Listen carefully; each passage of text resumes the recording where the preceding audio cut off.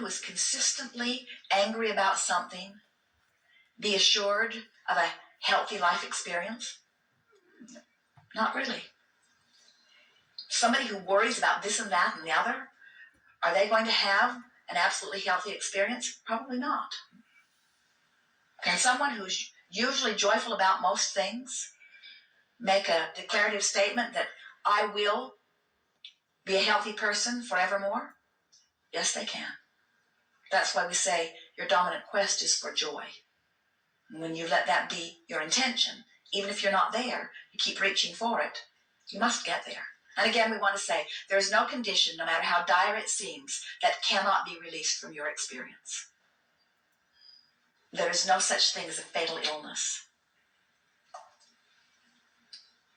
We've never known anyone who died of an illness. We've known a lot of them who've died of fear of the illness.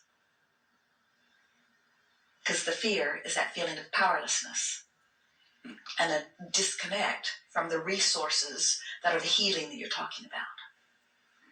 All physical sensations that you would call negative in nature are all about the way energy is flowing within your experience. And in fact, all illnesses start with a sensation of negative emotion. First, it's the sensation of contradictory energy. Then it's the manifestation of contradicted energy. But at any point along the way, whether it's just a sensation or whether it's the early showing of something on test or whether it's a full-blown illness, it doesn't matter. It doesn't matter because at any point, if you can stop and relax in it instead of pushing against it, your body will right itself. It really, really will. Esther used to shout at the television, "Don't you know that you're creating more illness than you're helping?" And we said to Esther, you're pushing against them even for altruistic reasons is not good for you. In other words, we want you to think of those commercials and to think of those illnesses in the same way that you think of condiments on your sandwich. In other words, it's an option, but it's not bigger than that. And so now Esther can watch television and actually see those commercials, and she finds them humorous. And what she says to them softly and lovingly is, you don't really know what you're talking about, because you're talking about something other than energy flow, and everything's about energy flow. So your statistics are all about something other than energy flow, and now I am immune to anything that you are talking about because I know about energy flow. And I can tell in the early subtle stages whether I'm flowing toward wellness or whether I'm flowing against it. I don't need your tests or your cures. When medicine and science finally discover that what they're looking for is the cause of the illness, not the cure for it, the cause of it, which is always vibrational. And once you understand the cause is vibrational, you immediately have the cure. You have control of the way you feel, and you're working to feel better and better and better and better. Not only does passion flow, but all concern about anything else asserting itself into your experience that is unwanted evaporates. It's just a shifting of vibration, but you can't shift it all at once. That's why you've got to make peace with where you are. You just keep pointing it that way and pointing it that way and pointing it that way and pointing it that way until in time you're laughing at the television like Esther is. What you want to say is, I'm going the wrong way. So what? Oh, what if I'm going the wrong way? At least I'm aware I'm going the wrong way. I can feel the negative emotion. My guidance system is letting me know. I live in a healthy body, and sometimes it's healthier than others. But under all conditions, my body has the resources to right itself. And it's not about some illness jumping into me. It's about me holding wellness out.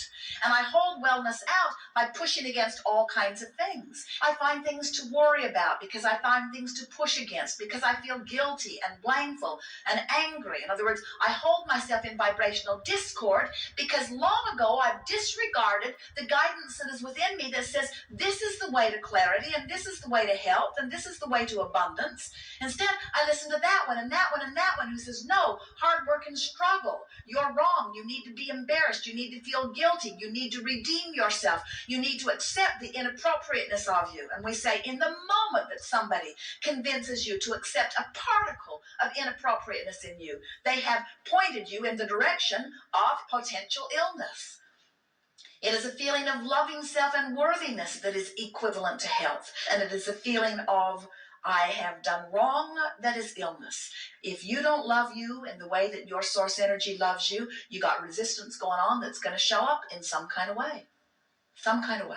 And so you say, well, isn't this good? My body feels mostly really, really good. And now I'm having some sensations that are scaring me. And we say, and we're certain that there's been something else that stimulated your thought that's made that the crack of least resistance. In other words, you either know someone or you've been studying something, and in the moment that you relax and release, you just turn and go with the flow. Far, far, far too much is made of the idea of illness. And so rather than saying, I will be one who heals my illness, we would say, instead, I am one who encourages my wellness. I'm leaning toward wellness. I'm not pushing against illness. People somehow believe it's screwy, it never works, that if they push hard enough against those things they do not want, they will go away. But when you give your attention to anything not wanted, you just activate the vibration of it and hold yourself into it longer, you see. So you have to find something that's more appealing to think about than that. But you can get to wherever you want to be from wherever you are if you just take it in bite-sized pieces.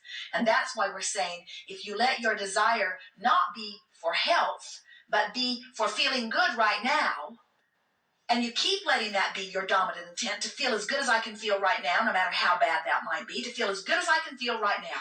I want to find the thought that feels the best that I have access to. And if that's your continuing mantra, I'm going to make the best of it. I'm going to make the best of it. It sucks, but I'm still going to make the best of it. It could be a whole lot better, but I don't have access to a whole lot better, so I'm going to make the best of this. And if you are determined to make the best of this, you're going to move over here. And then as you're still determined to make the best of this, you're going to move over here. And before you know it, you're wherever you want to be on any topic. So we want the journey from sickness to wellness to be the journey from fear to more security. And then from a feeling of hope to more belief. We want it to be an emotional journey, not a physical journey. And that's why everyone experiences improved physical conditions. In other words, somebody offers something to them that makes them feel better about their physical condition. Every time healing occurs, every time a reclaiming of wellness occurs from a place of illness, every single time what has happened is something happened that made you look at it in a way that made you feel better and therefore release the resistance, which was the only thing that was keeping you from full wellness to begin with. We would change our vocabulary. Instead of saying, I'm sick today, we would say, I have an epidemic of resistance going on within me that is a byproduct of the negative thoughts that I've been thinking. Instead of saying, I'm hoping for healing, we would say, I'm reaching for better feeling thoughts with the belief that the better feeling thought will produce a vibration that will allow the wellness that would be there if I was not beating the drum of negativity. Rather than saying, I'm hoping for an improved condition, we would say, I'm hoping for a thought of relief. Instead of saying, I'm hoping that my physical condition will improve, we would begin saying, I'm trying really hard to feel life-giving rage around the subject that I've been feeling disempowered about. And I'm looking forward to the tantrums that I'm going to throw on my way to wellness. But until you decide that you're in control of the way you feel, then you are powerless to change anything in your experience. And once you discover even one small time that you can feel better just by choosing a thought that feels better, and you stop and triumphantly say, I feel better and I don't give a rip what any of you think about how I feel right now, now you're home free. Now you're on your way. Now you are back in power. Now there's no place you can't go. No sickness will ever have its grip on you again. Ever. Because now your journey is quantifiable. Now you can tell which way you're going, you say. No big deal. I can turn around and walk right out the same door that I walked into. In other words, I'm not afraid of this because I know how it got here. And I can feel when I release it just like I can feel when it comes on. Nothing to fear here. I know I'm in charge. You all are. So, no more healing. Just reaching for thoughts that feel better.